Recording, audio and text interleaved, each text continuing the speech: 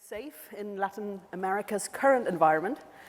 I'm Vanessa Buschschlüter. I'm the Latin America editor at BBC News Online. I have been with the BBC for 23 years, and 15 of those I've been covering Latin America for my sins. In my job, I have to be a bit of a jack of all trades, but I do have an interest in transnational crime and particularly in prison systems. So there have been a lot of prison riots in my 15 years in the job. But you'll be pleased to know that our keynote speaker is the real expert on the subject. It is the Undersecretary of Defense of Chile, Ricardo Montero.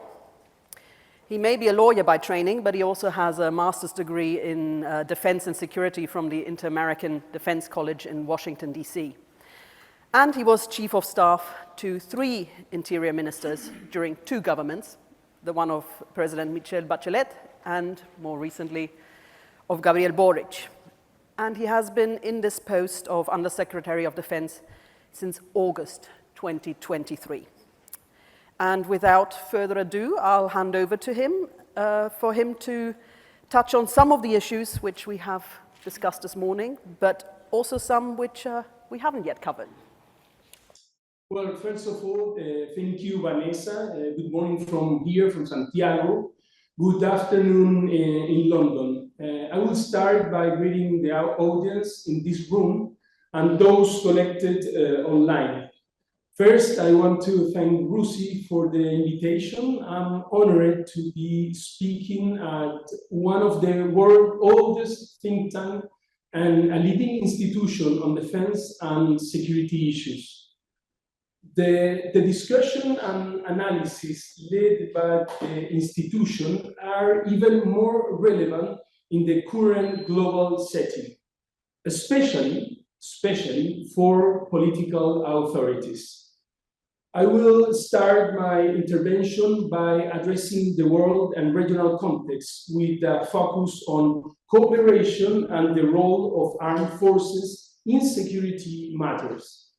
Later, I will address 3 of what I think are the main security challenges in our region. First, transnational organized crime, or TNOC. Second, irregular migration.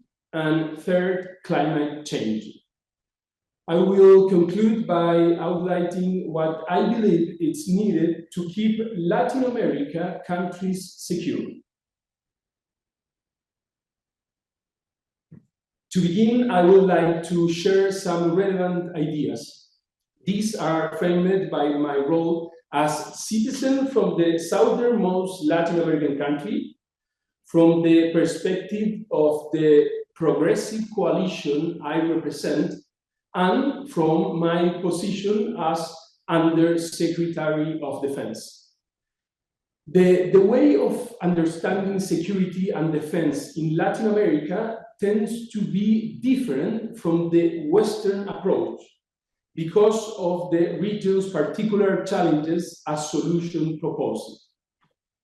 Today, at least I can identify common threats from the region which require collective response because they do not recognize geographical or ideological boundaries. And I think that this is very, very important.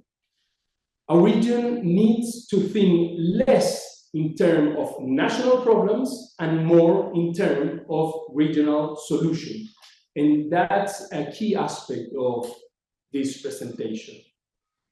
In my view, cooperation is not an option, but a strategic necessity. And that is a very important thing to keep in mind. As we all know, we are experiencing a complex geopolitical context, the consequence of the Russian invasion of Ukraine, the ongoing conflict in the Middle East, and the terrible humanitarian crisis affecting civilians in Gaza, and the growing geopolitical tension associated with trade have impacted and will continue to affect our region. Plus, the consequences associated with extreme weather events are a growing concern. Just last year, we saw heat waves in Asian countries, floods in Europe, and more recently, wildfires in South America and North American countries. There is also a challenge in the constant evolution of technology and its relevance in our daily life. Governments are working in policies that reinforce, for example, security in cyberspace and regulate the use of artificial intelligence. An additional complication is that technological evolution is advancing faster than our ability to respond and regulate. This and other elements reflect the changes at the defense level, where operational and tactical development has been mutating, leading countries to update their policies and strategies to adapt to this new reality. This year, the Chilean defense minister will publish an update of the country's defense policy from 2020. This process was carried out with the participation of university, expert, and think tank. In Latin America, the main priority for citizens in almost every country is internal security. As authorities, we must address citizen expectation, but always with responsibility and a state perspective. Although the region has not experienced armed conflict between states for decades, the security agenda is complex and challenging in our region. As I said before, the main security threats today are keynote, irregular migration, and climate change. All countries in the region are facing the challenges in different degrees and with different tools to our disposal, which are often limited, and that's another important issue. In this context, there is an interesting debate about the role of armed forces in internal security matters and its limits. In Europe, when the military are involved in internal security tasks, they are usually related to terrorism. In Latin America, in contrast, the debate seems open. Should there be limits to the role of armed forces in internal security matters? In my opinion, yes, there should be. Especially considering the difference between the police and the military function, the difference between the role they have.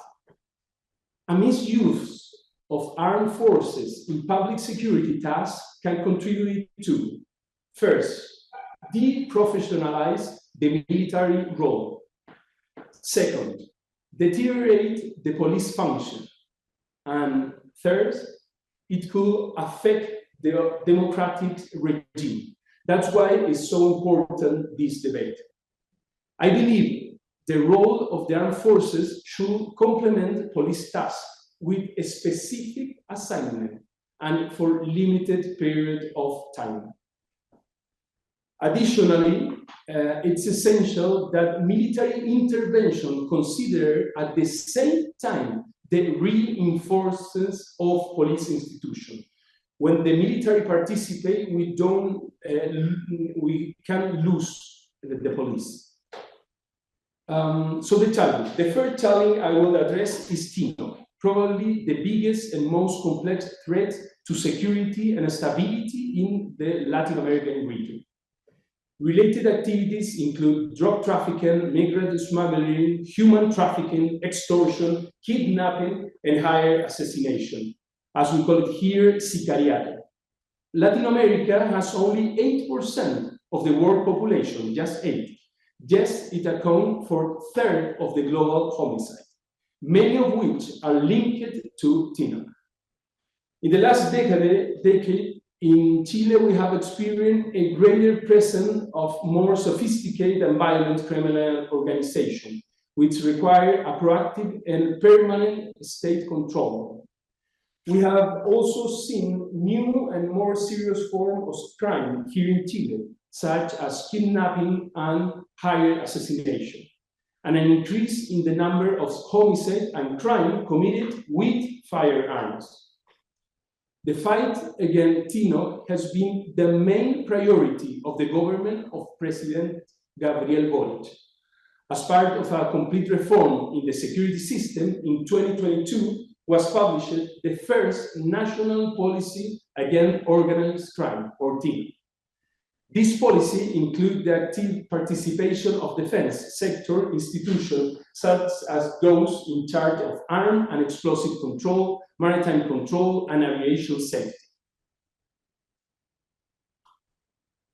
The second challenge is irregular migration. In recent years, the region has faces one of the largest migration crises in its history.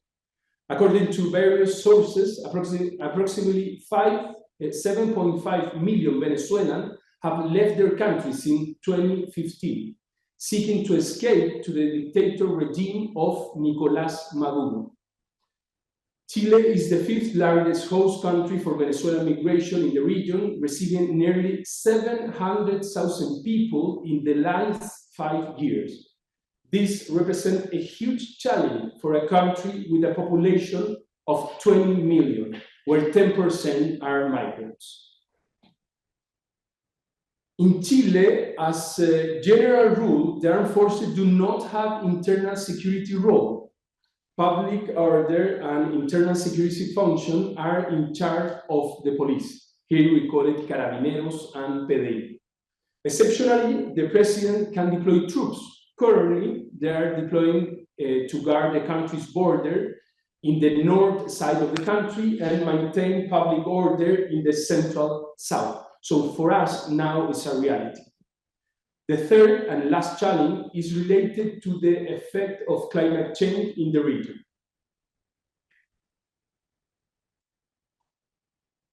In my opinion, this is the main threat for humanity, posing a permanent concern to our livelihood.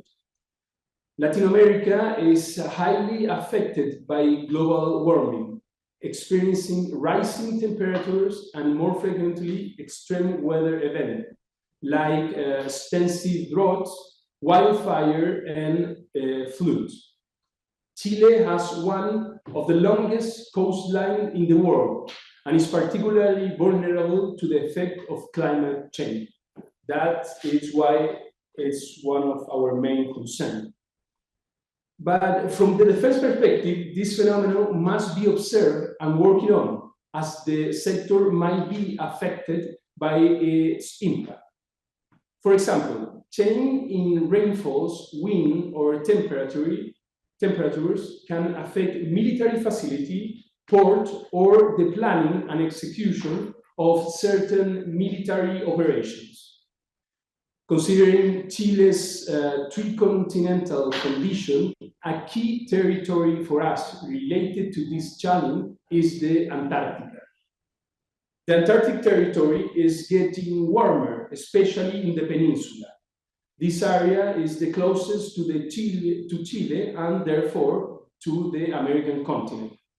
This concern should be shared by the entire region and the world, considering that the Antarctica is the largest freshwater reserve on the planet, concentrating more than 70% of the world total and 90% of the ice.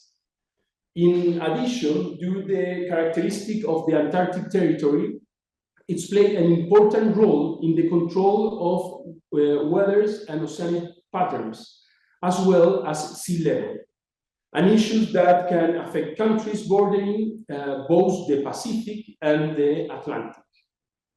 I stress at this point, again, the importance of dialogue and cooperation between the countries of the region, and particular respect for the Antarctic Treaty System and its principle and mechanism.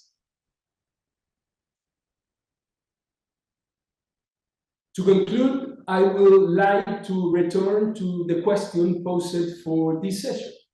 What is needed to keep countries safe in Latin America? While security is often the priority of Latin American citizens, to keep our population safe, not just any strategy will do. I really believe that effective solutions are those that not only deliver concrete results, but also strengthen the rule of law and respect human rights.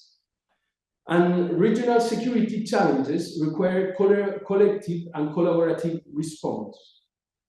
To address the threat I mentioned. We've lost you again. Again? Can you hear me? Yes, now we can. Okay, just our final remarks. So, regional security challenge require collective and collaborative response. To address the threat I mentioned, it's not enough for a state to act alone. Joint action are required. In this regard, I stress the importance of multilateral cooperation at the regional and global level to hold this conversation and seek collaborative and joint answers. I would like to conclude with a clear message. When it comes to security, there are no easy solutions. Simplistic answers do not work and often generate more problems than benefits. Citizens expect concrete results, but this can only be achieved through responsible and permanent policies that respect the principles of democracy. Thank you very much.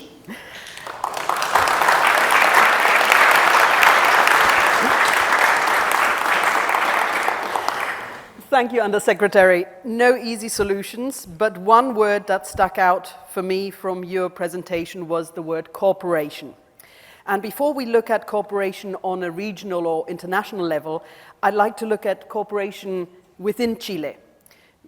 The country has just inaugurated its Ministry of Public Security. That's new for Chile. And I want to talk a bit about interagency work. That appears to be key for achieving success, but can you outline a little how interagency work works in the day-to-day, how it unfolds, who is involved, and what impact it has on the battle on organized crime? Yes, Vanessa, of course. First of all, we've been having like a huge debate here in Chile about the whole system of security. So we are changing or improving almost the whole system. As you said, we're having a new Minister of Security. To understand Chile, we have a Minister of Interior, and now the role of the Minister of Interior is the Vice President of the government, is the Chief of the Staff of the whole government, is in charge of all the region in the whole country, and is in charge of security with the Carabineros and PDI. So what we did is that we separate the political aspect of Interior with another minister, a Minister of Security, or could be a Homeland Security Minister, that is going to be focused just in the police work and just in organized crime and security in general. But that, as you all know, that's not enough. We need to work with the Minister of Defense. I talk about the work we do with the Navy in our huge coast, the work we do with the Air Force inside the airport, the work we do with the Army controlling the arm and explosive. Then you have the Treasury, another minister. Here we call it Hacienda. We need to follow the money. Where is the money? Where is it going? Where it's coming? So we have different institutions that are working together. Today, this is the top priority of our government. And because of that, the president is leading a group with representatives of Justice, Interior, Defense, and the Treasury. And we work almost every month evaluating the work we're doing, how we can work better, cooperating, understanding that the whole system of security is much more than just one minister, and what we need to improve to do that work. We have achieved a lot of goals, but I'm sure that we still have a lot of work to do. The next question I have is about Chile's particular geographical challenges. There's a vast difference between the north and the south, and the the situations facing the armed forces at each end. We know that the army has been in Araucanía, but there's also problems at the borders with the migration. How do the armed forces deal with these challenges? How do you prioritize? Well, Chile is a long country, is more than 5,000 kilometers, and we have different reality.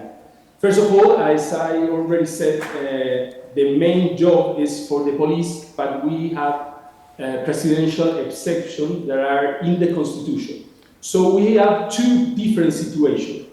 On the north side, on the border of the north side of Chile, we deployed the armed forces to protect the border. The border there is a very complex one because there we have a desert, we have a very high altitude because of the mountains. The average altitude is like 4,000 meters, and we have more than 1,000 kilometers in the border with Peru and Bolivia. So that represents a huge challenge, not just for the armed forces, and it's a challenge for the whole state. We're investing a lot of resources in doing better on the border, and I think we have a much better control.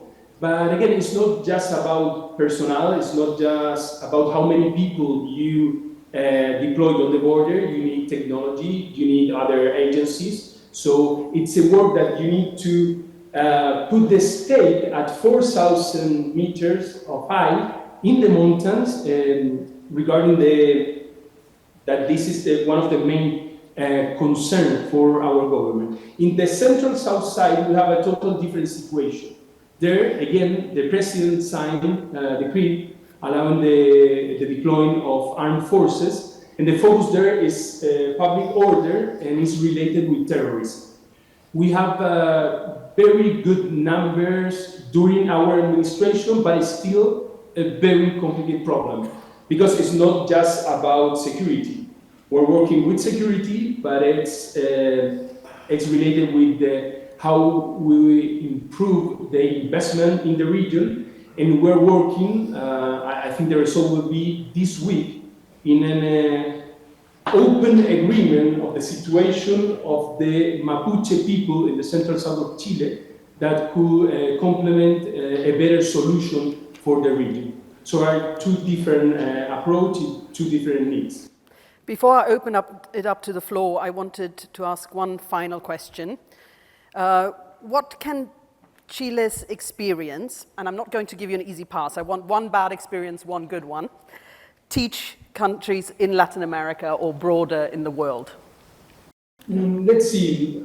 First of all, if we are changing now in Chile, we are creating a new Minister of Security. We have a new law against TINO. We are changing the intelligence system. We have a new agency for cyber defense. That means that the state of Chile wasn't prepared for this level of organized crime. And we've been working. So it's not responsibility of the last government or the government before. It's a problem of the state. So that's one thing that we are improving thanks to all the sector, because we're working, and I really think that this government is making a huge difference regarding the security system. But it doesn't matter who is going to be the next government, from the left wing or from the right wing, they're going to have a lot of work to do. So that's one thing that we need to keep in mind. And the good experience, and I think it's part of this solution, I think we're be able to talk in a very polarized world, in a very polarized political discussion, to agree that security is the main issue, and it's not for us, it's not for our government, it's not just for the next government, it's for the citizens. So we passed more than 60 bills in this administration. We have 60 new laws related to security. And that's a good thing. Understand that security, it's not about the left, it's not about the right, it's about how we can deliver real and responsible solutions to the citizens. Thank you, Undersecretary. I'll open it up to the floor.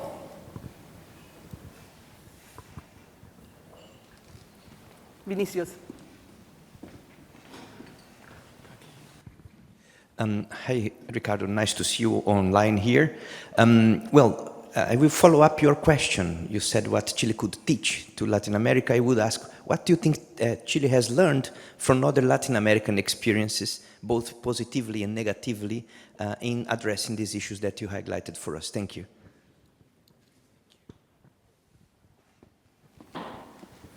Então, eu acho que com o Vinícius a gente pode falar português, né? Thank you very much for the question, Vinicius. First of all, what we can learn in security issues, when we talk about TINO, when we talk about migration, when we talk about climate change, it's clear that Chile could do nothing about it alone. We need to talk with other people. And for me, that's the main challenge of the region. When you talk about migration, you need to talk with Colombia, you need to talk with Ecuador, you need to talk with Peru, with Bolivia, with Argentina. You need to talk with Brazil. Even you need to talk with Venezuela. Because it's impossible to answer that huge question, that huge challenge, just by yourself, but just for one country. So that's the first thing that we need to learn, not just in Chile, but in Latin America. When we work with Colombia, we have a specific result regarding, for example, Tren de Aragua. We can have some bad guy in Colombia bringing him to Chile and work together, share information. So that's the first thing that I think we should learn, that we need to work together. And in that sense, for me, a very important line is the line that divides the role that should do the police and the role that the armed force should do. So there we need to be very responsible and see what is working and what is not. So in each country of Latin America, or almost each country, you have experience, good experience and bad experience when you work with military in internal security tasks. So I think we need to share that experience, see what is a good experience, a bad one, what we can learn, what we need to be aware of, and that's something that it's not something that you're going to read in an essay or in a paper. You need to talk between authorities. You need to talk every day and try to understand what are the better solutions. I will say that. Thank you, Vinicius. Thank you, Dr. Ricardo. I'm a Captain Javier Bermudez, Colombian Naval Attaché here in London. One of the best strategy that we have in Colombia dealing with the narco-terrorists is that our Minister of Defense combine the military forces and also the national police on the umbrella of the Minister of Defense. That's allow us to have a lot of coordination, joint operation, military efforts. So it's something that it's very helpful from the military point of view in terms of chain of command.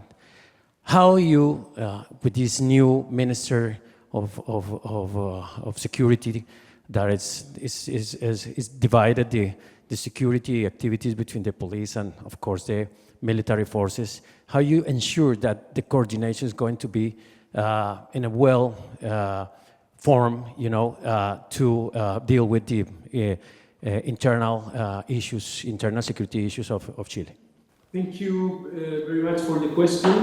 I know that this is a discussion in Colombia. We already had it a few years ago. In 2010, the police get out from the Minister of Defense and went to the Minister of Interior. So it's a process that we know. For me, the main thing will be that security issues, internal security issues, must be conducted by the Minister of now Interior, and in a few months is going to be the Minister of Security. And that's the main actor to coordinate all the other ones. But it is just the the lead of part of the system. For example, I already talked about treasury, that we call Hacienda. The money is very important. So what is getting in and out to Chile is very important. What's going on in the bank account is very important. To follow the money is a key thing to understand what is going on. Another example, for us, the prisons are in the justice ministry. So try to understand what is going on inside the prison, especially in Latin America, is a key issue. We need to have information from inside, what's going on there. And we need to mix and complement all that information from the security minister, the treasurer, the justice minister, and the defense minister at the same time. How we coordinate? First of all, understanding that the main task of the Minister of Security is the security, the internal security of the country. So when we participate from the Minister of Defense, there are two different options. First, the work that we do like every day, I already explained, what we do as the police just on the coast, what we do on port, for example, what we do in airports, what we do controlling gun or explosive. That's a task that we have every day. But when the president asks to the armed forces or order to the armed forces to deploy, to do something, then we coordinate. We're losing you again. So shall we move on to one final question, or did you have a final thought on... Okay, one final question. Hello, Undersecretary. This is Pasarate from Athena Lab. I have a number of questions for you, but I'm going to focus on just one. In the previous panel, which you were not listening, the issue of cyber warfare was raised. So, and obviously a number of references to investment and how necessary it is to have proper defense against those kind of attacks. But is it really everything about investments and large sums for countries in our region? And I include Chile as well, because I think one important element I would like to hear your view is also a political decision to build the capability to fight this type of war, which is not the traditional war. Our armed forces are trained for traditional warfare, but in the world we live in, then we have there are other weapons that could be used, and in fact may have been used already against us. But I know for a fact that we don't have enough people in the state capable of fighting that war. So what is your vision about cyber warfare? And do you share the view that not everything is about investors, foreign or national, but that is an important component of it is the decision maintained through more than one government to build that capability? Thank you. Thank you very much for that question. Vanessa, I will just add just one final idea of the last question, and then I will answer this one. Sure, thank you. Police and the armed forces.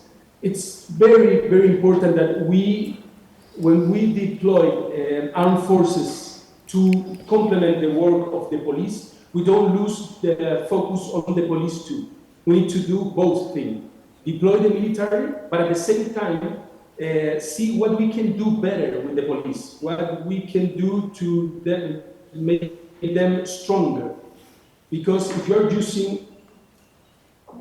Can you hear me? Yes. Sorry? Okay. If you're using just the military, you put the focus just on the military, at the end, you're going to lose the strength of the police. So for the last question, I would totally agree. It's a huge challenge for all the government. And last visit to UK, we were talking about this. So it's not just about budget. It's about people. What we're going to do with that people, and that's a huge challenge. Because if you try to understand that from an optic of the armed forces, it's much more complicated. Because sometimes the people that you need, it's not the people that have a regular career in the army. Sometimes you need people from outside with military training, of course. But you need more people, and you must be able to not just have the people, you need to maintain them, and you need to have them at least for a long period of time. So in that regard, I think that we need to open our mind to a different solution, especially inside of the armed forces. In Chile, we need more people. We need a stronger institutionality. We're building it. We have a better one. We have an agency. We have more control and better system here in the Ministry of Defense. But as you said, it's not enough. We need to have a plan that involves this government, the next one, and the one after that. So you need to be very fast in your capability of adapting, but you need to look forward and look at least 5 or 10 years, see what you're going to do. This is one of the main issues right now. And it's complicated because, again, it's not just about money. You can have all the money that you want, but if you're not able to attract people, to have their commitment, to people who can stay there with a real commitment with the country, it's going to be very, very complicated. But for sure, we're going to need to spend more money and have a bigger budget for that. It's a reality, and we need to understand it better and have the capacity to respond faster every time.